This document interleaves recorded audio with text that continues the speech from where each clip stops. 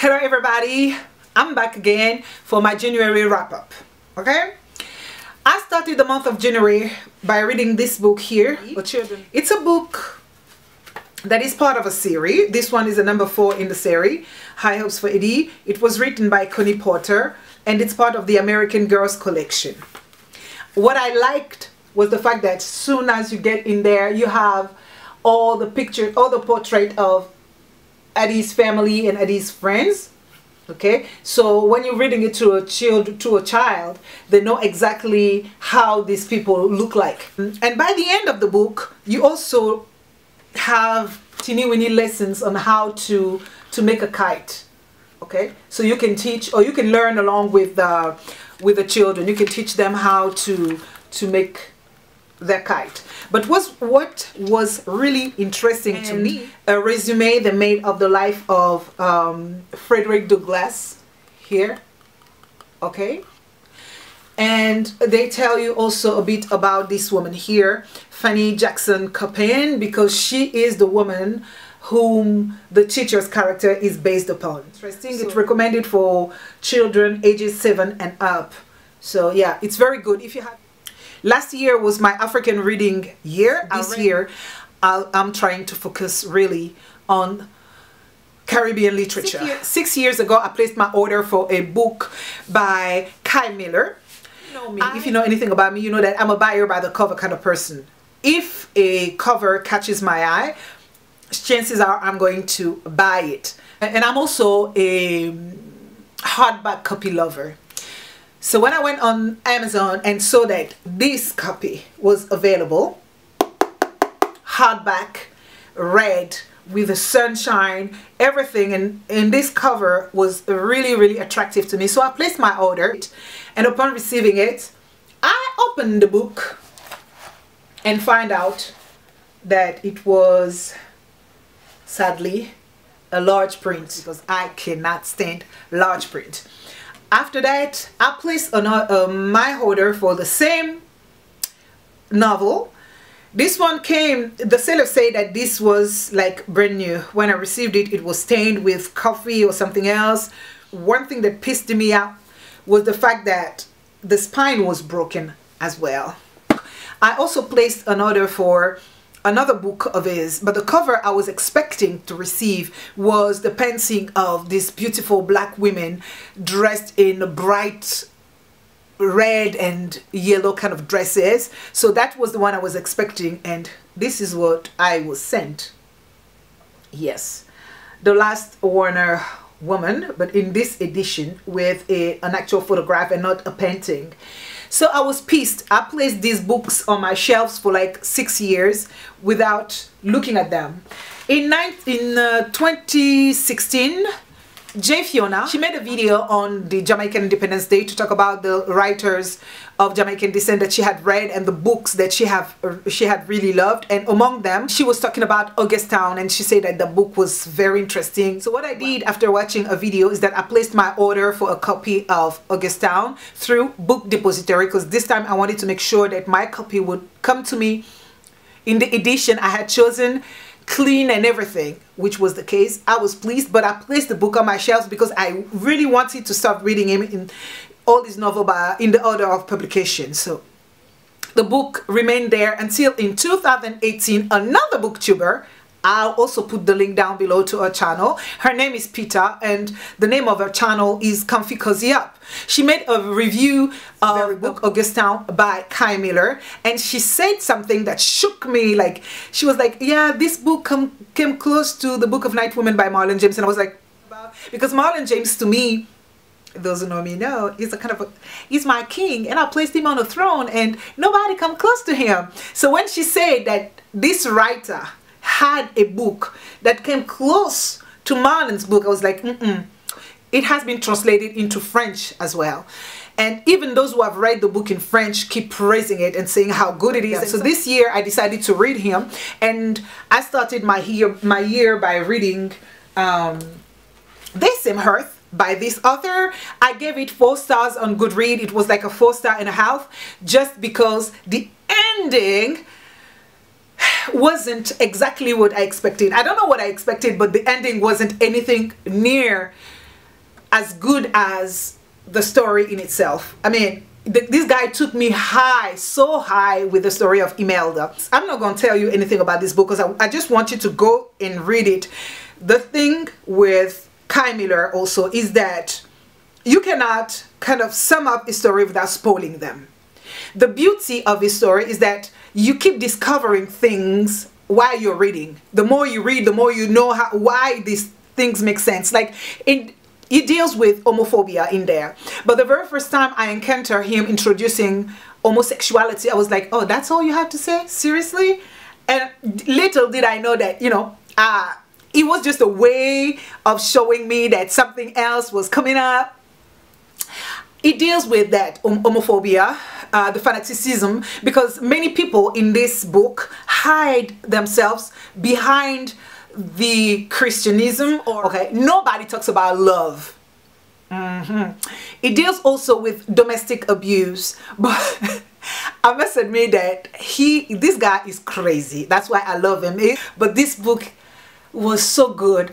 Like, this guy make alliteration with the letter TH linked to tiff or tooth to talk about somebody, Rose's husband, for example. I'm gonna let you read the book, you will understand why. It made me laugh, and I was supposed to have some empathy for the guy, for what he went through, because karma is a bitch. Really, karma is a bitch for this guy. I loved everything but the ending of this book. I feel like Kei Miller holds like 10 to 20 more pages. He could have added 20 more pages to this novel for the ending. And I am a person who cannot stand big books. But if I'm telling you that I needed more of this story, I needed more for the ending. But I need you to read this book. Definitely deserved to be talked about. Oh, this writer deserved all the praise about him because he's a genius. He knows how to tell stories. I went on and read The Last Warner Woman by the same author, Kei Miller. I was so pleased. This one here tells the story of Pearline Porches. But actually the one who's talking to us, the one that we are going to encounter, is not really Pearline. It is Adamine Bastamente. The clerk who wrote down her birth certificate didn't pay attention to what he was told. But the name on the birth paper is not Adamine Bustamente, but Pearline Porches. But Pearline Porches is Adamine Bustamente's mother. This book it deals with mental illness to start with, and that is it is the main subject of the book, the mental illness. So it also deals with the powerlessness of people. Adamine is a powerful woman, and I love her mentality. I love many things about her, and I also love the way the story was told, because I'm trying to avoid many points, not to spoil the story to you. What I told you in the beginning is very, very important. That's where the story begins, but there are many twists and turns in the story that would make you understand that there's not just one way of getting into a story. At a certain point, she even tells us, Adamine I'm talking about there, Adamine told us that it's easier to write a book than to read it. And somehow I kind of agree with her, even if the way she put it sounds too simple.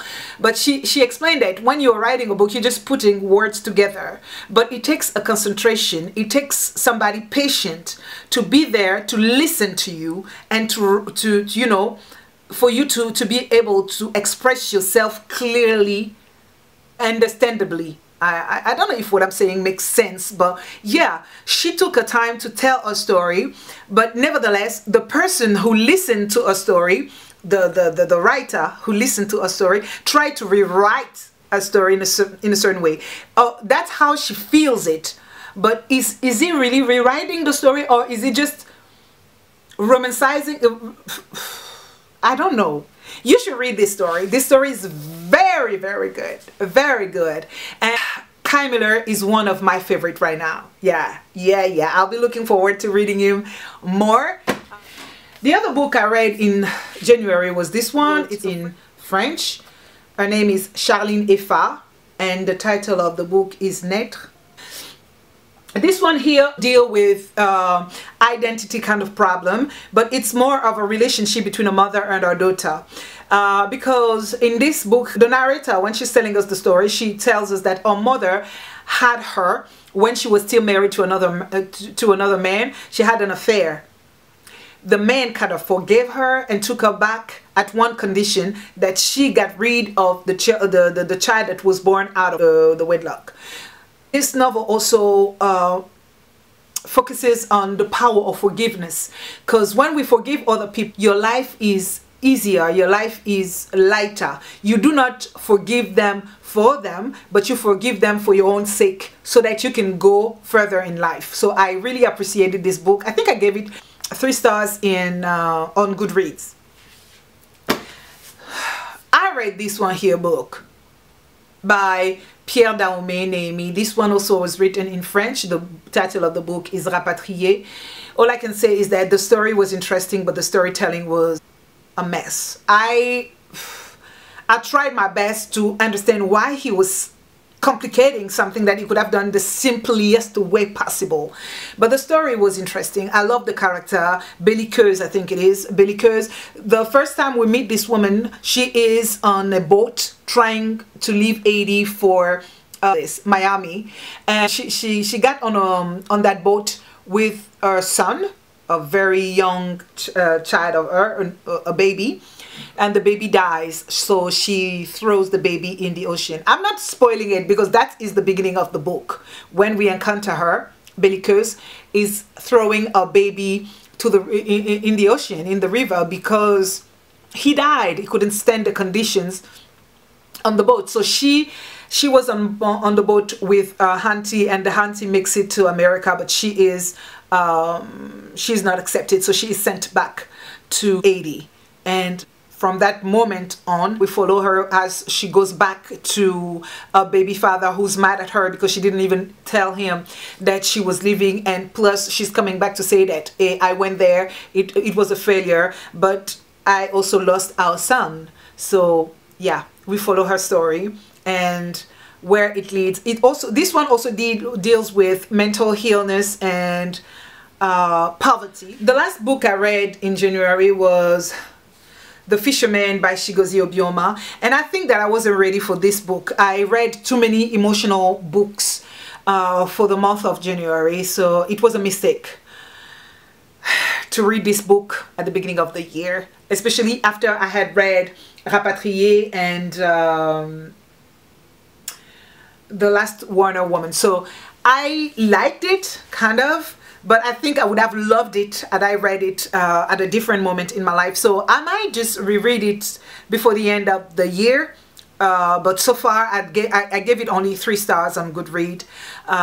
Too emotional. I think for those of you who have read it, from the moment we took Boja from the well, my spirit kind of went elsewhere. I was flipping the pages, but I was no longer in the book. It was kind of too much for me. And when the other scene happened with Ben, who was my favorite character so far, because he looked, or he sounded like an innocent kind of person. So when that thing happened with him, I was just like, oh no, that's too much for me to bear or to deal with. So yes, I will be rereading this book for sure, to see if with the second read, after I've read something light, after I've read maybe, what's her name, Geneva Holiday, I will try to read anything by Geneva Holiday and then read this one, to see if it's just me being too stressed out or too emotionally challenged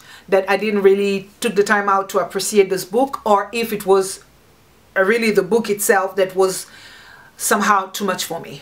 So voila, this was my last read of January. I read 6 books in January. Yeah, so far so good. So see you in my next video. Bye.